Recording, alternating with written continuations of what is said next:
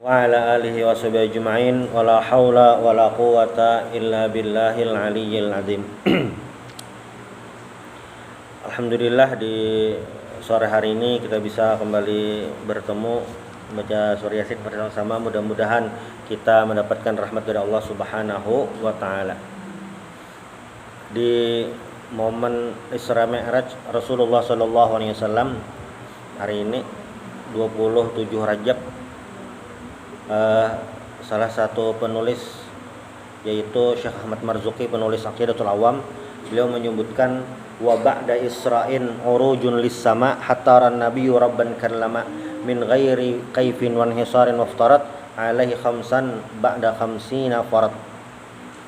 Jadi salah satu peristiwa yang luar biasa dilewati oleh Rasulullah sallallahu alaihi wasallam adalah peristiwa Al-Isra wal Mi'raj. Jadi Isra itu merupakan perjalanan dari Masjidil Haram ke Masjidil Aqsa. Itu yang dinamakan Isra. Mi'rajnya itu dari Masjidil Aqsa lalu ke langit. Nah, itu namanya Mi'raj. Yang dikisahkan Rasulullah SAW kepada orang-orang Quraisy dan mereka tidak percaya itu adalah kisah Isra-nya aja, Mi'raj-nya tidak diceritakan. Itu. Nah, perjalanan Isra dan Mi'raj Rasulullah SAW ini merupakan hal yang luar biasa karena perjalanan ini bukan sekedar melihat-lihat saja, tetapi Rasulullah mendapatkan perintah yang luar biasa, yaitu salat. Waftarat alaihi min ghairi kaifin wan hisarin waftarat alaihi khamsan. Jadi di khamsan 5 ba'da khamsina farad. Sebelumnya diwajibkan 50 kali menjadi 5 kali sehari semalam. Kalau kita lihat perjalanan Rasulullah mendapatkan wahyu, waktu pertama beliau menjadi nabi dan rasul itu bertemu malaikat Jibril di Gua Hira. Surah Al-Alaq. Iqra bismi rabbikal ladzi khalaq. Itu melalui perantara malaikat Jibril. Perintah puasa melalui malaikat Jibril juga. Maksudnya wahyu perantara.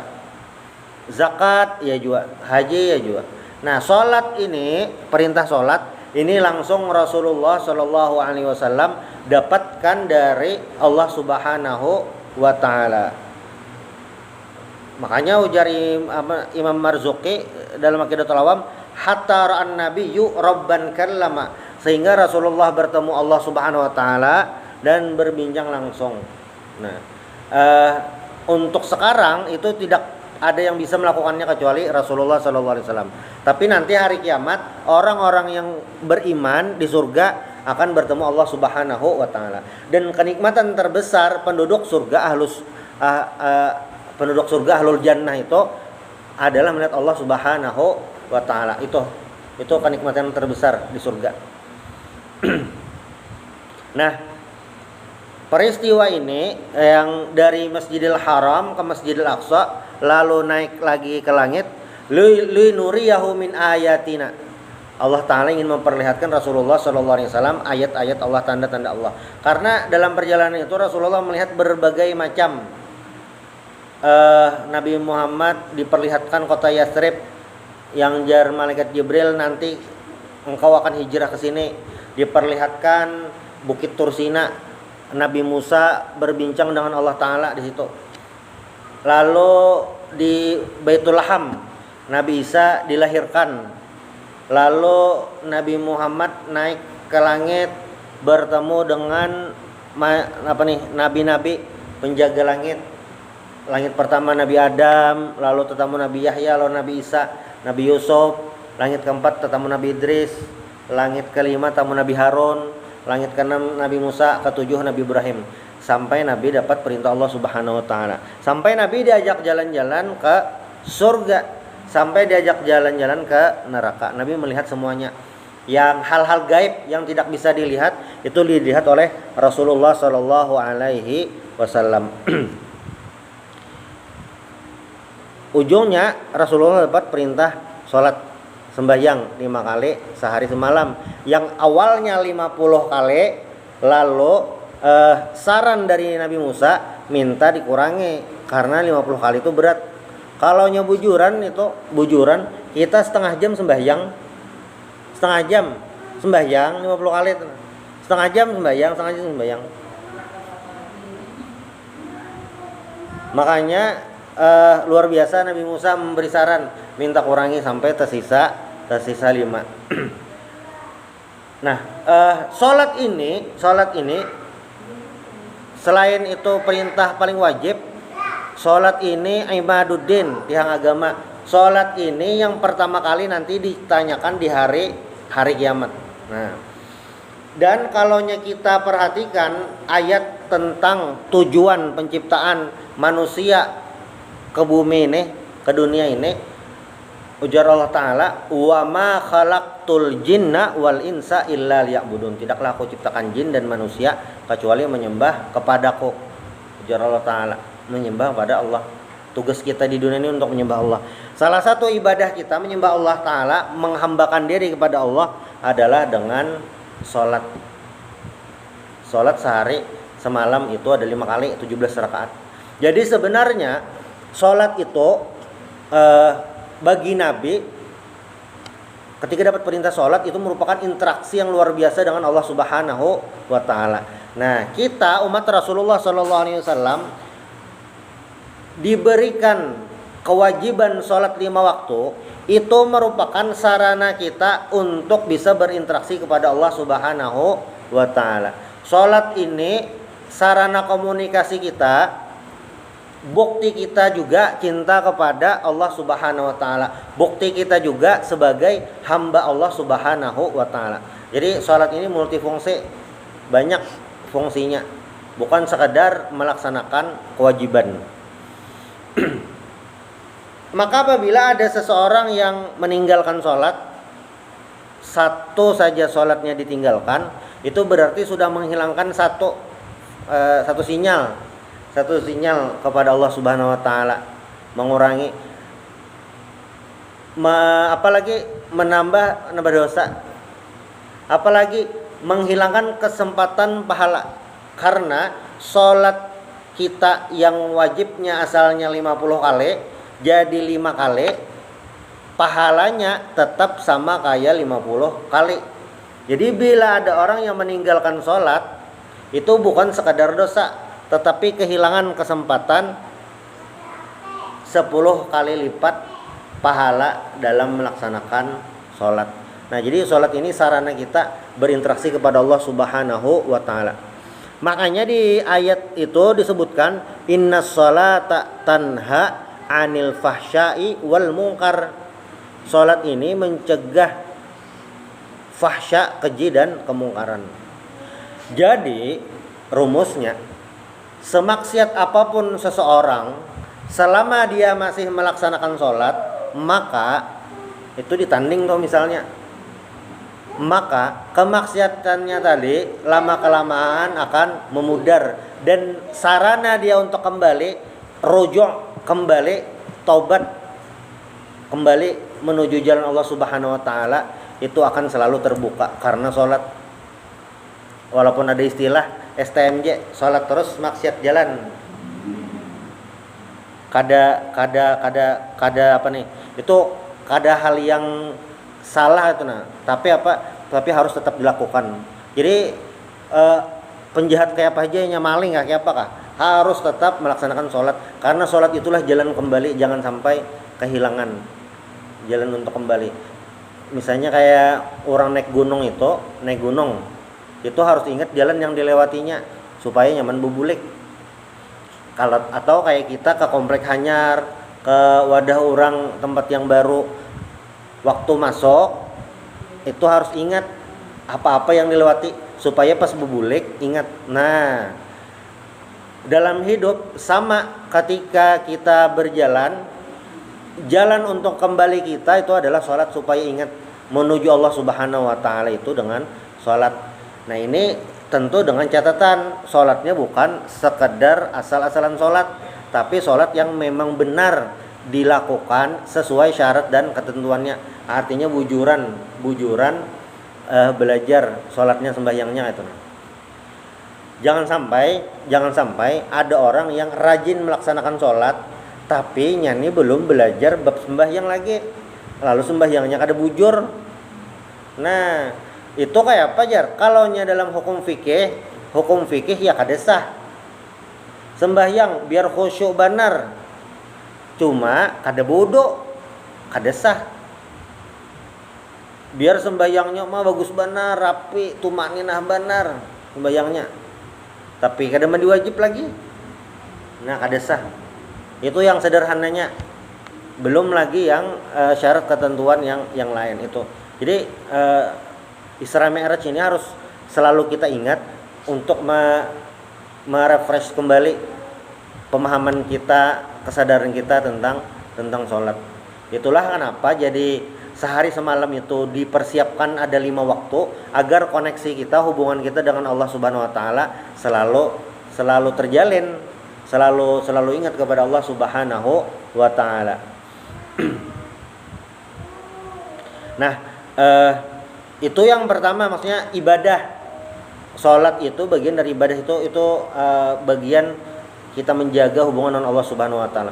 Lalu yang kedua, ketika salat itu sudah kita pahami sebagai sebuah ibadah, sebagai sebuah kewajiban, maka ibadah itu harus selalu dijaga. Nah, dalam bahasa agama itu namanya disebut istiqomah. Ibadah apapun yang kita kerjakan itu akan terasa sia-sia, akan terasa tidak berarti kalau tidak istiqomah dikerjakan. Sehari kita mengaji kalau 10 juz, tapi 3 bulan kemudian pulang.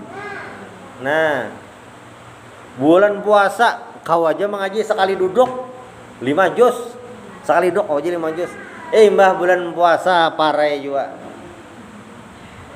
Sia-sia setan dikurung. Ya setan ini paraya kok dikurung bulan puasa. Imbah bebulik, ya imbah tuntung bulan puasa ya pulang. Bukan seperti itu, tetapi ibadah itu harus selalu dijaga. Makanya misalnya ada dua pilihan. Ibadahnya sedikit aja tapi istiqomah, dengan ibadah banyak tapi tidak istiqomah. Ya yang pertama, walaupun sembahyang duhanya 2 rakaat saja tapi rutin dikerjakan setiap hari, itu lebih afdol daripada yang 8 rakaat cuma seminggu sekali. Atau sembahyang malam 2 rakaat rutin tiap malam dengan yang banyak. Jelas yang rutin itu yang lebih afdol. Jadi ketika kita sudah sadar hubungan dengan Allah harus dijaga dengan ibadah, maka ibadah tadi harus kita jaga juga dengan istiqomah. Apa saja? Setiap pagi membaca Al-Quran, yang penting istiqomah. Digawe istiqomah. Setiap setiap minggu ada pengajian,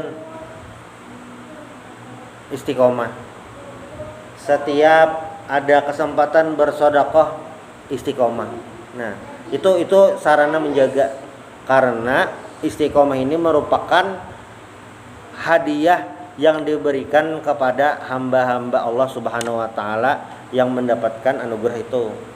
Karena fadilah atau keistimewaan istiqomah itu, misalnya garing, misalnya setiap hari ini mengaji, ada orang setiap hari mengaji sejuz, atau setiap imbah tuntung sembahyang maghrib membaca Yasin, Waqiah, Tabarok misalnya.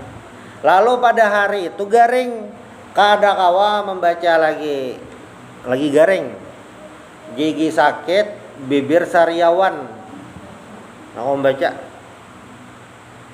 kepala sakit juga, sakit gigi itu. Lalu kayak apa? Nah, kada kawa terbaca, dasar ngalih bener terbaca. Karena sudah istiqomah, yang hari itu perai itu dihitung juga, dihitung pahalanya ada aja karena istiqomah walaupun ngerakong gawe. Bahkan misalnya ketinggalan di kodok, ini ibadah sunat atau di kodok, kada kaum Yasin lalu kayaknya dirapel, bolehlah, itu boleh aja juga. itu luar biasa juga, tetap menjaga keistiqomahan. Itu fadilah istiqomah ibadah. Nah, lalu yang ketiga, ketika kita menjaga hubungan dengan Allah Ta'ala, melaksanakan ibadah itu sudah bisa selalu kita kerjakan, itu namanya istiqomah. Kalau sudah istiqomah, itu akan memudahkan kita agar kita menjadi orang yang mukhlisin atau ikhlas, orang yang bisa ikhlas dalam melaksanakan ibadah. Orang yang sudah bisa istiqomah dalam melaksanakan ibadah, itu bisa diingat lagi tentang ikhlas yang sudah terbiasa aja. Di hadapan orang banyak rajin menggawi sembahyang sunat. Di rumah sorangan rajin juga menggawi sembahyang sunat. Ada yang belain. Waktu lawan jamaah membaca yasinnya semangat benar, yasin wal Qur'anul Karim. Di rumah membacanya yasin wal Qur'an hakim final larut. Lain tataannya. Nah, orang yang ikhlas itu sama aja di luar ataupun kada. Nah, tetapi kita yang hamba dhaif ini memang kadang perlu penyemangat. Bilanya level kita masih di situ, kada apa-apa. Yang penting kita rancak menggawi dulu. Karena pas rancak menggawi kada sadar lagi sehingga bisa ikhlas. Jadi ikhlas itu memang diusahakan, tidak bisa datang begitu saja. Ikhlas itu memang diusahakan dan dilatih, tidak bisa datang begitu saja. Harus dilatih. Ketika seseorang sudah beribadah dan rajin beribadah, sadar dengan ibadah itu, maka terjadilah istiqomah. Kalau sudah istiqomah, maka akan memudahkan untuk ikhlas. Misalnya kayak sembahyang 5 waktu. Bagi orang yang tidak terbiasa sholat 5 waktu, mulai halus kada dilajari. Hati aja yang pengolar sembahyang yang alih sembahyang itu halusnya dasar kada biasa sembahyang. Mungkinnya tulak aja bang ngelanggar yang nang bermainan rancak di sebelakang toh.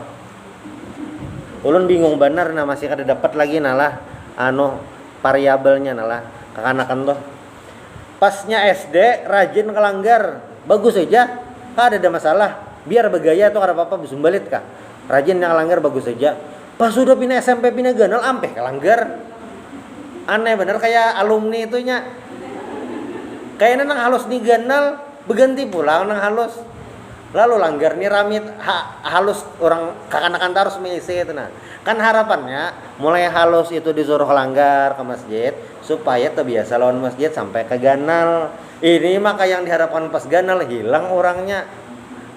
Di manakah itu salahnya kayak itu nah. Nah, kalaunya yang sudah terbiasa dari kecil itu akan memudahkan melaksanakan sholat. Karena sholat itu ibadah fisik dan itu perlu dilatih. Makanya hadis Nabi itu jelas muru auladakum wa huwa ibnu sab'in. Suruhlah anak kalian ini macam-macam lah, bisa anak, kemanakan, bisa cucu untuk melaksanakan sholat dan dia usianya 7 tahun. Jadi bilanya anak kita tuh umur 7 tahun, kuitannya walinya wajib menyuruh inya menggawi sembahyang. Walaupun sembahyangnya kayak ayam mematok baras. Baju benar. Allahu Akbar Allah namidah. Kayak yang tarawih 7 menit tuh bro. Yang pentingnya sembahyang. Jadi bila inya tuh kada disuruh kuitannya berdosa. Kakanakan itu kada sembahyangnya kada berdosa karena belum akil balik. Jadi yang wajib itu bagi kuitannya menyuruhnya sembahyang. Itu umur 7 tahun. Masalahnya kada sembahyang itu kada apa-apa. Menyuruhnya itu wajib. Sar kasih sembayangan. Paling kada itu ada menyuruh. Itu wajib pokoknya. Banyak yang kada sadar. Menyuruh kakanakan umur 7 tahun sembahyang itu wajib. Wajib tuh. 8 tahun makinnya, 9 tahun makinnya, 10 tahun itu ujar Nabi boleh dipukul. Hadisnya tuh jelas boleh dipukul. Cuma memukulnya ini bukan memukul yang menyakiti, memukul yang memberi pelajaran aja gitu Amun wahini mukul ya biasa aja. Iram dipukul yang kayak di tangan. Kada sakit kada. Kayak itu aja. Kada kecuali memukulnya pakai ulin. Ngomong pakai tangan ya kada nyepokol yang nah biasa aja gitu. Itu maksudnya boleh. Maksudnya boleh. Boleh itu kan bisa digawe. Kasih sembahyang, ada yang mak dikit lagi na finish. Enggak main game. Dikit lagi mak. Lalunya sembahyang habis deh kisahnya. Itu tentang pentingnya sholat. Jadi sholat ini wajib mulai akil balik dan berakhir bilanya ada yang gila atau meninggal gitu aja. Gila kada sadar koma nah tuh kada wajib mulai akil balik. Tapi bagi orang tuanya sholat ini wajib disuruhkan kepada anak. Menyuruhnya tuh nah wajib menyuruh wajib. Fardunya tuh fardu ain gasan si wali atau kuitan. Kalaunya amar ma'ruf secara umum atau nahi mungkar secara umum itu hukumnya fardu kifayah. Misalnya di komplek ini nah ada orang apa nih membawai sembahyang sebagian aja itu sudah cukup dah menjatuhkan kewajiban amar ma'ruf itu. Tapi bilanya menyuruh sembahyang yang gesan anak 7 tahun tadi itu masing-masing keluarga umur 7 tahun. Makanya bilanya umur 4, 5, 6 mulai Allah Rasul disuruh supaya pas umur 7 tahun disuruh itu kada terlalu takajudnya. Dilatih disuruh. Biar aja kayak apa kah sembahyangnya? Sembahyangnya sujud aja kah? Kayak malaikat. Malaikat tuh ada yang disuruh sujud aja. Atau datang pas rakaat terakhir imam salam 4 juanya salam biar aja. Kayak apa kah? Yang pentingnya sembahyang karena bilanya sudah balik hanya belajar sembahyang nah itu tuh salah. Tengalih sedikit. Jak ibarat daging tuh pina layat dah ditatak. Nah, jadi itu mulai halus. Dan sholat tadi merupakan sarana koneksi kita kepada Allah Subhanahu wa taala. Maka untuk menjaga hubungan dengan Allah Subhanahu wa taala itu paling tidak ada 3 poin. Yang pertama, melaksanakan ibadah kepada Allah Subhanahu wa taala. Lalu yang kedua, istiqomah dengan ibadah tersebut. Lalu yang ketiga, ikhlas dengan ibadah tersebut. Agar apa? Ibadah tadi diterima oleh Allah Subhanahu wa taala. Mudah-mudahan bermanfaat. Minta ridha subhanallah bihamdik asyhadu an la ilaha illa anta astaghfiruka wa atubu ilaik. Al-Fatihah.